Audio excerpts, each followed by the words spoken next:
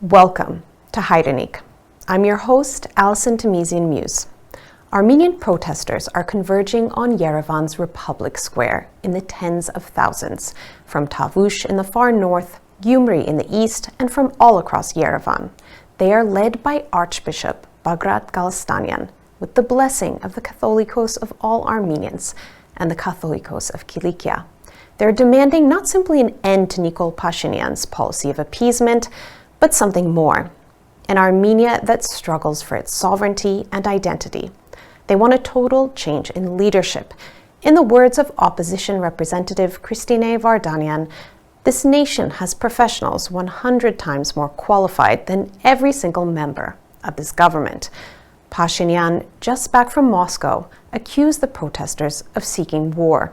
He is pressing forward with plans to sign a normalization deal with Azerbaijan, as well as the demilitarization of the border.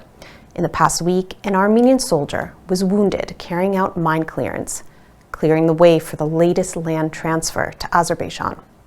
Today we'll take you to the heart of the Armenian capital, Republic Square, where opposing visions for Armenia's future, one of struggle and one of appeasement, are coming to a head. Let's go to our correspondent in the field, Nare Navasardian, for more. Welcome, Nare. So tell me where you are, what you're seeing around you. So I am in attendance of the big rally on Republic Square, and now I am on the yard side. So Bagrat Sirpazan just arrived, and he is singing the national anthem with the general public. And you know, there are so many people that it's from every walk of life, or every class. So it's difficult even to get from point A to point B. Yeah, as I know, you've gone a little bit off the square so we can have this call. Tell me, I mean, would you say thousands of people, tens of thousands? Where have they come from today? Are there any notable names or groups? Give us a little bit of a feel for who's participating. Essentially, everyone that has positioned themselves as part of the national front in this past years, the national resistance is here. From prominent lawyers that have been on our side from the beginning, to many MPs and political figures, to squads and youth organizations. So it's just an overwhelming variety. We saw people coming from the Marses. And, you know, the church is really the unifying factor for all of this, segments of society. Amazing. And as I know, you have our first guest with you, so perhaps you can have him introduce himself, and we can get to know, one of the figures participating today. Sure. We're here with Ruben Melikan, who has been, he was the human rights ombudsman in Artsakh for a long time, and since then, during this struggle, he has been on the side of the nationalist resistance for every step of the way. And hi, Ruben. Hi. Welcome, Ruben. Thank you so much. Thank you for having us. I know you have been one of the main defenders, if not the busiest defender of political prisoners in Armenia these past years. Can you tell us a little bit about what brings you here today? Well, I'm one of the lawyers that now try to help and to offer our assistance to the movement, to this national movement. We know that our current government, unfortunately, are not having human rights values that they announced years ago. For example, the last example was the example of terrible torture of a young man who had unfortunate event just to meet in a bus the member of parliament from the governing party and tell him what he thinks of them without touching him, without any words that can be deemed as A threat. a threat. So he was arrested and so on, and he was on the night. In the night, he was terribly tortured. And it's already third week. We know, they know, everybody knows who are the police members, the policemen in the car, and no reaction. They were. I don't even know whether or not they were questioned. Anyway, we know that the current government are not happy to have this human rights movement here, and I and my other colleagues offered the movement our assistance by organizing the human rights part of it, organizing the human rights part of it in means of that if anybody would be arrested, we will be in the police stations. If anybody would be fired because he or she is here with this tents, and maybe around 100,000 people gathered in Republic Square, we will be there and we will be in the courts to defend them. This is the stance of me and my other colleagues. We call it 5 Human Rights Defenders Initiative. We try to do that. And can you just to give us a little picture of the past 6 years or so? Wow, can you tell us how many people you've had to represent for for human rights violations? I mean, but to defend their human rights. It's very hard to count because there are very different occasions. It's one occasion to go to police station to be sure that nothing bad happened there, and the time the people are treated good and no ill treatment is there. It's completely different situation, and completely different situation is with political prisoners. Now we have at least 5 in the last days. The number, I think, doubled. We counted at least 4 other occasions of political prisoners during this old rally and so on. So I represent the 3 out of 5 original prisoners, political prisoners, Armen Ashotyan, Narek Samsonyan, Narek Malyan, and I would say that most of them are imprisoned just because their language. Armen Ashotyan is in prison. Things they've said against the government. Yeah. Their criticism, their harsh criticism. It's harsh criticism, but it's within the freedom of speech. Let's say green line. It's not on the red line part. I understand. And how is it operating in Armenia now as a lawyer and can you tell me about the state of the justice system? Because from the outside, we're hearing about, the United States says that, they're funding reform efforts of the judiciary, and the U.S. Embassy seems to have only praise for this government's reforms of the judiciary. Do you feel like you are able to work in a fair environment in the judicial system today? Very good question. Unfortunately, there is no room for praise, unfortunately. The situation is worsening. Up to today, we don't know. So far, we hope that something will be changed in Armenia in all the areas. And when we talk about judiciary, one example, the head of judiciary is member of party of Nikol Pashinyan. Farin Andreasyan is member of their party. I mean, maybe technically he frozen his membership or something like that. He's former Minister of Justice. He cannot be impartial. And when he started to fire judges, by the way, including my wife, as a judge, for the reasons that they do nothing with other cases. So fire judges that are not within their political line, and number of political prisoners increased. So we cannot talk about independent judiciary at all. I heard that there's been a major overhaul and that many of the judges have been replaced.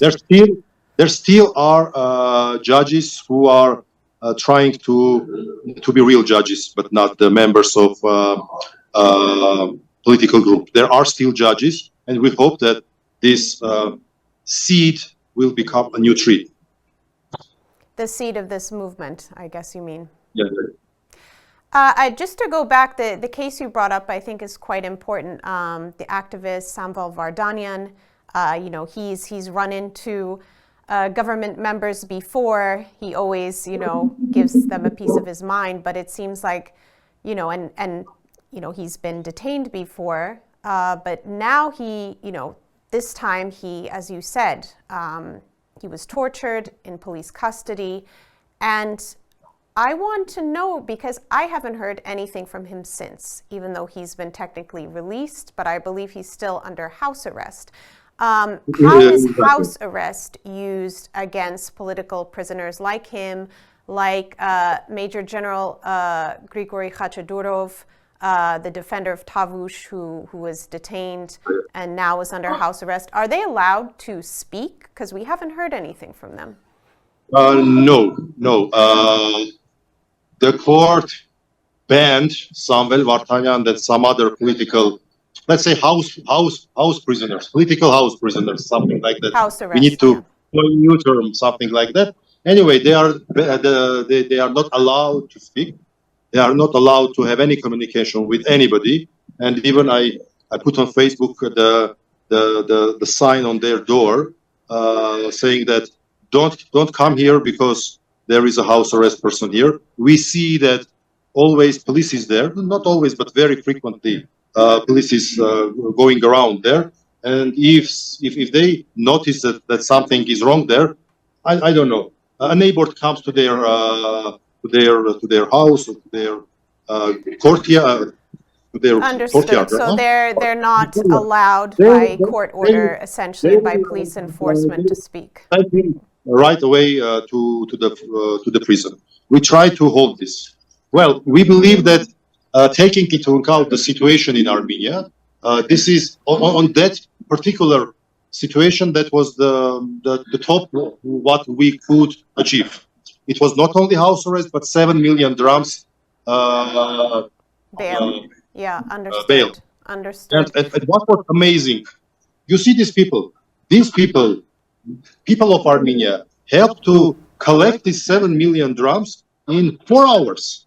It's a very large sum in 4.5 hours, and that's why we see that.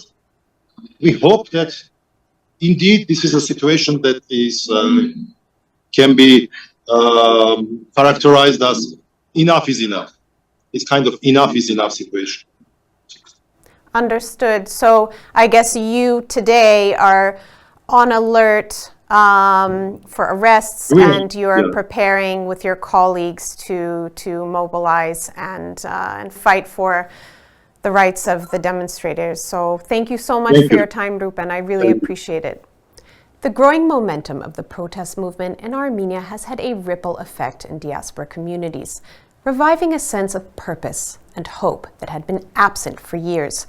Over the past 24 hours, communities across our eastern region, from Chicago to Detroit, DC to Boston, New Jersey and New York, have held rallies and vigils expressing their solidarity with the Armenian Church and people. In a month when the first independent Republic of Armenia was established in 1918, through the fierce patriotism, determination, and sacrifice of our forefathers and foremothers, the Pashinyan regime has chosen a foreign and traitorous political path that will result in the subjugation of our homeland to our enemies and the inevitable destruction of our sacred Hairenik if that regime is allowed to remain in power. So now let's transition back from the diaspora to what's going on in Yerevan right now. We're back with Nare. Nare, tell us what's the latest developments from the square? Bagrat Sirpazan just now announced that the movement is going to be demanding the PM Pashinyan's resignation. Until now, the political requirements of the movement were not so clear, but after he announced this, the crowd really cheered because everybody has been just waiting for this moment to just delineate, to demarcate the political expectations of the movement. Առաջին անգամ եմ տալու իր անունը, Նիկոլ Փաշինյան, մենք ժամանակ ունենք հրաժարական ներկայացնելու։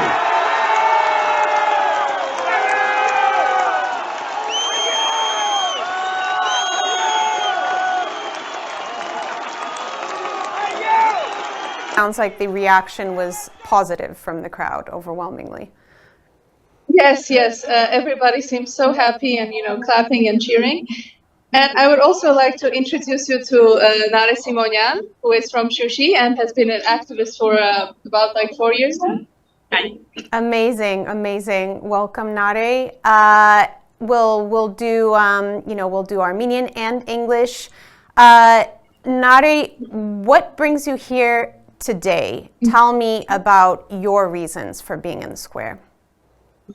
Տեսեք, Արցախի կորստից հետո այժմ վտանգված է Հայաստանի Հանրապետությունը եւ մենք ամբողջ աշխարհի հայերով Արցախի, Հայաստանի եւ Սփյուռքի ունենք ռիսկ կորցնելու ընդհանրապես հայկական պետությունը։ Այդ իսկ պատճառով ցանկացած պահի, երբ որ մենք ունեցել ենք պետությունը կորցնելու վտանգ, հազարամյա մեր պատմության ընթացքում միշտ ապավինել ենք եկեղեցուն, համախմբվել ենք եկեղեցու շուրջ։ Այսօր էլ այդպիսի մի օր է եւ հույս ունենանք, որ եկեղեցին այո, պահանջելով Նիկոլ Փաշինյանի հրաժարականը կկարողանա պահել ազգային պետությունը եւ մենք շանս ունենանք պայքարելու մեր պետականության համար։ Amazing. Nare? After the loss of Artsakh, the whole Armenian statehood became endangered, is now in danger, and the Armenians in the diaspora, Artsaktis and the Hayastantis, all alike understand this danger. And in a time like this, just like they have through their history, through their many thousand years of history, now they are relying on the church to preserve Armenia's statehood and act as a uniting factor to preserve and return the statehood to us. Now, this is the first time I think we've seen this this big a gathering, this level of hope, this kind of mobilization, since the war. Can you tell me a bit about what's different now? Has anyone joined that surprised you? Who do you see mobilizing around you? Այո, կան մարդիկ, որ առաջին անգամ են միանում կարծես թե եւ կարծում եմ միավորում է եւ քրիտիկական վիճակը եւ օրակարգը։ Եկեղեցին իդեմս Բագրատ Սրբազանի համերաշխության օրակարգով է հանդես եկել, որ պետք է համերաշխ լինենք եւ պայքարենք այդ այն բոլոր մարդկանցով, այն բոլոր հայերով, ովքեր մտահոգ են երկրի վիճակով, պետք է պայքարենք եւ դուրս գանք այս վիճակից եւ կարծես թե այդ համերաշխության հայտարարությունը իր առաջին պտուղները արդեն տալիս է եւ շատ մարդիկ, որ մինչեւ հիմա չէին մասնակցում, այժմ ակտիվորեն մասնակցում են, ինչը շատ ուրախալի է։ Well, there are two aspects. One is how critical the moment is. And the second aspect is the message of reconciliation and harmony that Bagrat Sirpazan has been sending. And we saw this message bringing its first fruits, its first results, where people that you wouldn't normally expect are now in our nationalist umbrella trying to struggle to achieve this nationwide harmony and reconciliation. I want to ask another question, something that we often hear, in the international media and even Anglophone media coming out of Armenia is that Artsakh is over. I mean, this is said from the highest levels of the Armenian government, that Artsakh is Azerbaijan, and even this idea that, it's time to move on, we've turned the page, and that the people have resigned themselves to this.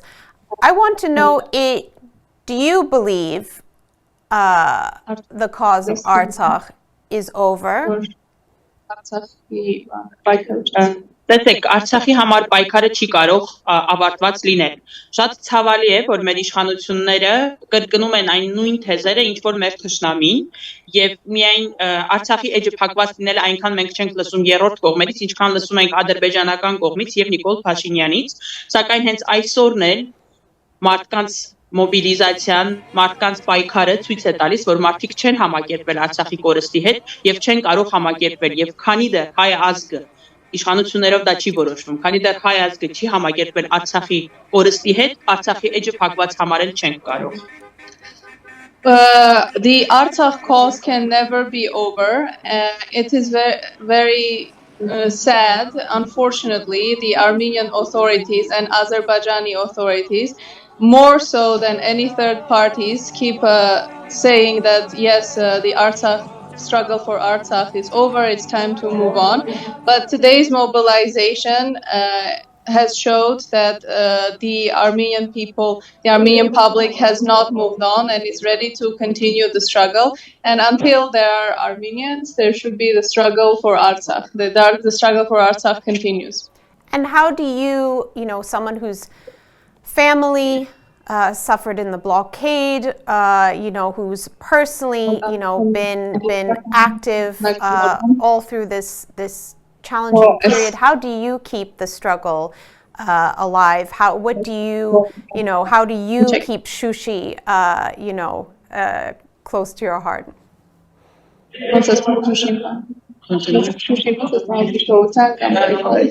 Տեսեք, եթե ես հրաժարվեմ պայքարից, կնշանակի, որ ես համակերպվել եմ, իսկ ես չեմ կարող համակերպել իմ ծննդավայրի, իմ հայրենիքի կորստի հետ, եւ պետք է պայքարել, եթե մենք համակերպենք, որ կորցրել ենք եւ շարունակենք պայքարը, այլևս չենք ունենա հնարավորություն զգալու հաղթանակը, զգալու մեզ Արցախում մեր հողի վրա։ Դրա համար, քանի դեռ մենք շարունակում ենք պայքարել, ամեն ինչ կորած չէ, ասում են, չէ, երբեք մի բարձրացրեք ձեր ձեռքերը, որովհետև նրանց մեջ է ամեն ինչ, եւ քանի դեռ մենք չենք բարձրացրել մեր ձեռքերը եւ պայքարում ենք Արցախի համար, ուրեմն միշտ կա հույս Արցախը վերադարձնելու։ The Artsakh struggle is not over if we haven't agreed that it's over, if we haven't made peace with its loss, if we haven't raised our hands to give up. And my struggle in particular can never be over, because that would mean that I will never again feel the strength of my soil, and I will make peace with the loss of my homeland, the loss of my home city, and that will never be the case. And if I ever stop, this will mean that I have given up, and I can never give up. Thank you so much, Nare. We appreciate it. Thank you too. So back to original Nare. That was great. Thank you. So tell me, what's going on around you? How many people would you say are there? Ruben Melikian said, throughout 100,000. Do you think does it feel like that big? It's very possible. The Republic Square is very big, and we often forget just how big it is. I don't remember it being so full since, I guess the last time I remember this so full was in 2018. So this is a big statement on the part of the Armenian nationalist front. And can you tell me a little bit about, of course, in 2018, Nikol Pashinyan and his team came to power from the street. How have they reacted to a new street movement that's against them? Well, as it goes, power, its main mission is to preserve itself at all costs. And power that came from the streets, from a street movement originally, is no exception.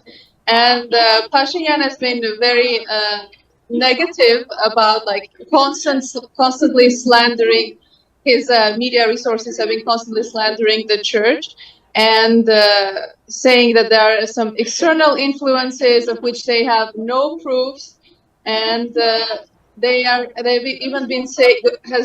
gone so far as to say that the church has failed their spiritual mission in Armenia by showing political activity.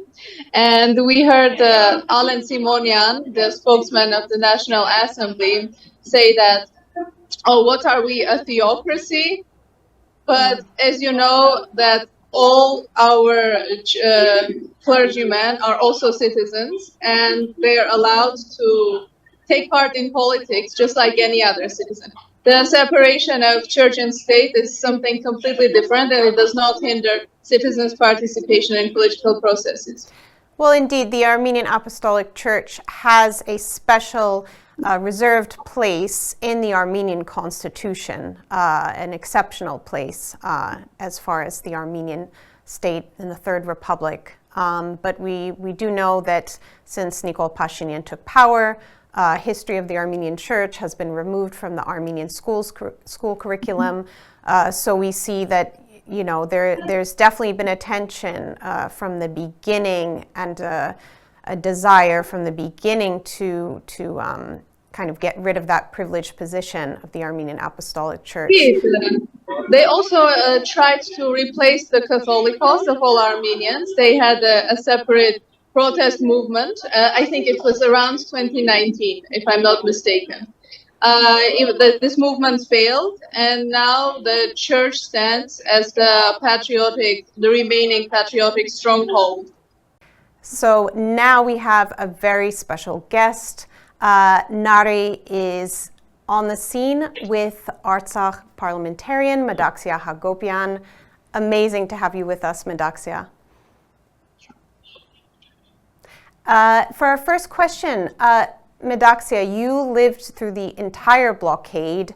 You're a representative in the Artsakh parliament. Tell us what brings you here today.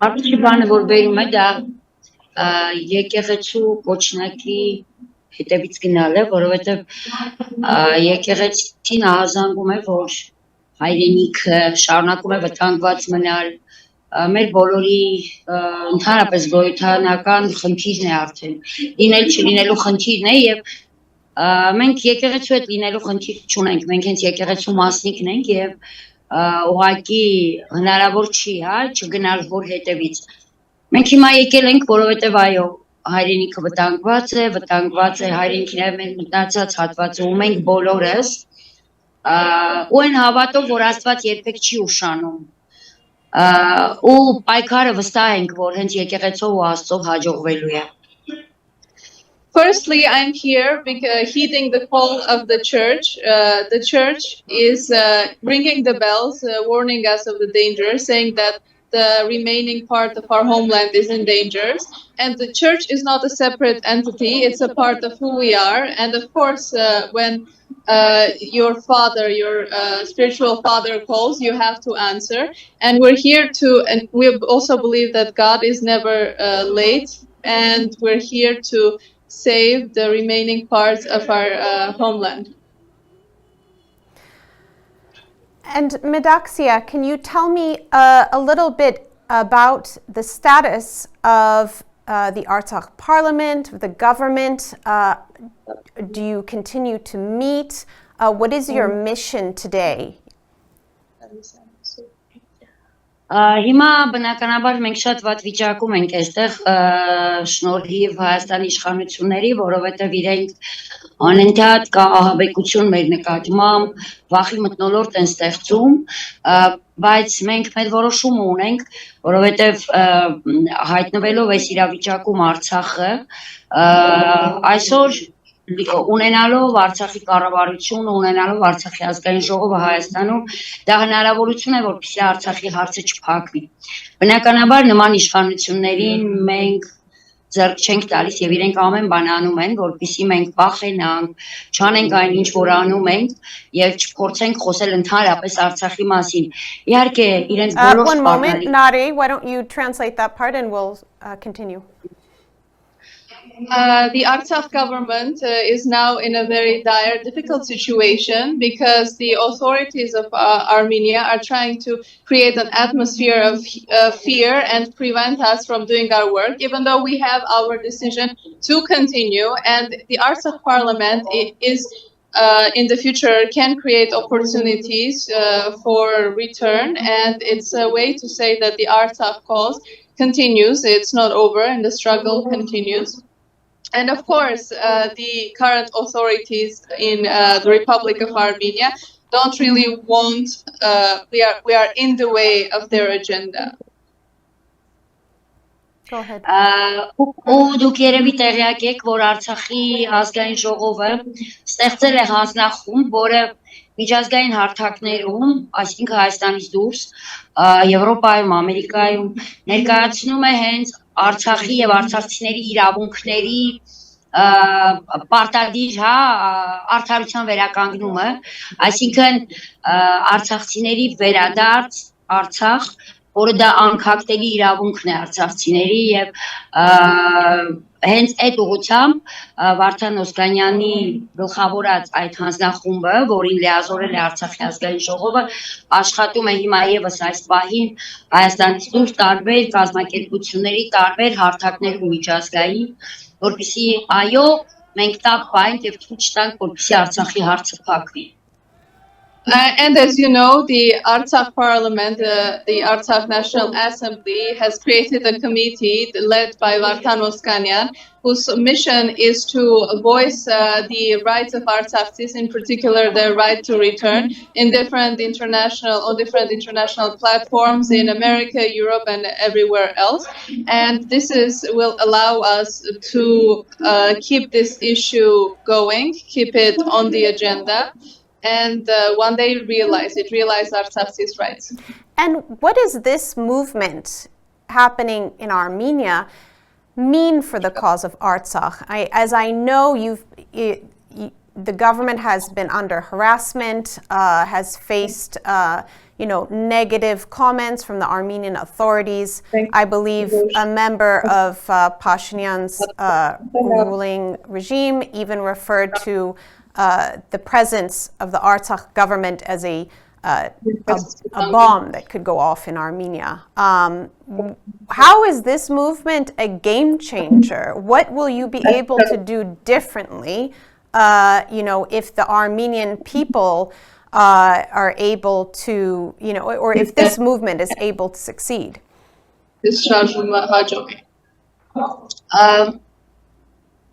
Այս շարժումը Հaireniki փրկության մասին է։ Hairenik ասելիս մենք հասկանում ենք Արցախ Հայաստան, որովհետև չի կարող լինել ու այդպես էլ հենց եղավ Արցախը առանց Հայաստանի, ինչը մենք տեսանք, եւ չի կարող լինել ուժեղ Հայաստան առանց Արցախ։ This movement is about the homeland, and when we say the homeland, we mean Armenia and Artsakh. As we saw, Artsakh cannot go on without Armenia, and in the same way, Armenia cannot exist without Artsakh. Եվ այս խնդիրները, որ մենք ունենք, հենց այս իշխանությունների վարած կամ չվարած քաղաքականության արդյունքն է։ Հետևաբար փրկություն կա թե Հայաստանին, թե արցախցիների իրավունքների վերականգնմանը, դրա համար պետք է ընդամենը մեկ բան, որպեսզի ապազգային իշխանությունները, օտարի, թշնամու շահը սպասարկող իշխանությունները հեռանան եւ մենք ունենանք ազգային իշխանություններ, որոնց վարվող դիվանագիտությունը կլինի ազգային շահը սպասարկող։ As we know, the issues were created by the politics of the current government, or rather the non-politics. So if the movement succeeds in removing the current authorities and installing a nationalist government that will follow the Armenian interests on the international arena, we will see a different realization of Artsakhdis' rights and the rights of the people of Armenia. Well, certainly, I mean, if we look at around the world, the Palestinians, for example, have never given up their right to return, and they don't have a Palestinian state that can back them up on this. So I think Armenians theoretically should be in an even stronger place to fight for their rights. Madaxia, can you tell me who are the factions, the political blocs that have been supporting the Artsakh government in exile, and what kind of support do you need from the diaspora to continue? Ինչպեսի սատան մենք ստացել քաղաքական խմբավորումներից Հայաստանում գործող եւ ինչ է կակնկալում Սփյուռքի դուչ Արցախի կառավարությունը։ Ուրեմն այստեղ իհարկե բացի իշխանական թևի քաղաքական ուժից որը մեզ համարում է իրենց ճշնամի, իրենց հակառակորդ, մնացած բոլոր ազգային ուժերը, քաղաքական ուժերը, բոլորի հետ իհարկե կա համագործակցություն, բոլորը մեզ ընդունում են հենց այնպիսին, ինչպիսին որ մենք կանք, այսինքն Արցախի ազգային ժողովի պատգամավորներ, եւ բնականաբար մենք քաղաքական հանդիպումներ, քաղաքական կոնսուլտացիաներ ենք անում, Սփյուռքից Nare, do you want to just translate that first part and then we can move on to the diaspora? In collaboration with all nationalist parties, everyone except the ruling party has given us consultations, and they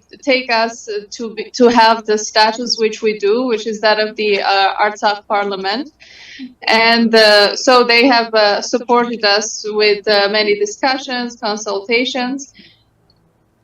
Նաև այս իշխանությունները այնպես արեցին, որ Սփյուռքի հետ կապը կտրվեց իրականում եւ this government, however, not only do they view us as their enemy, as their opponent, but they have also severed our ties with the diaspora. And how did they do that? Բայց եւ դրանով իսկ մեզ թույլատրեց, որովհետեւ եւս պարակտում մցրեց Սփյուռքի մեր հայրենակիցների մեջ, ինչի արդյունքում թույլացանք մենք բոլորս։ Իհարկե մեր ակնկալիքները միասնությունն է։ Արցախ, Հայաստան, Սփյուռք միասնությունը, որը միշտ իրենից ուժ է ներկայացրել եւ նաեւ մեր հայրենակիցների դրսում գտնվող, Սփյուռքում գտնվող մեր հայրենակիցների աջակցությունը մեզ միջազգային հարթակներում, որպեսզի մենք կարողանանք այն նույն միջազգային հանրությանը ցույց տալ իրականությունը, այն ինչ որ կա, այլ ոչ թե այնքան մեսիջները, որ այստեղից այս իշխանությունների շնորհիվ հասնում են։ The way that they severed our ties to the diaspora is by creating this different pockets and dividing the diaspora. So this unity between Armenia, Artsakh, and the diaspora that was always very strong was destroyed. And of course, on our agenda is to return this unity, and the people in the Armenians in the diaspora can help us continue present the truth on various international platforms, so that the world can see Artsakh for what it is, rather than heeding to the messages, the wrong messages of the current authorities. Thank you so much, Mendaxia. Good luck today, and we'll stay in touch. Մեր Hairenik ազատ անկախ որ ապրել ենք դարեդար յուր որդիքը արտկանչում է ազատ անկախ Հայաստան յուր որդիքը արտկանչում է ազատ That was our show, a historic day, May 9th, V-Day, Shushi Liberation Day, and truly a historic moment with the church calling for the resignation of Nikol Pashinyan. We will be following up on Hairenik. Be sure to follow us on all platforms, and we'll be sure to keep you updated on the news from the homeland. Thank you so much.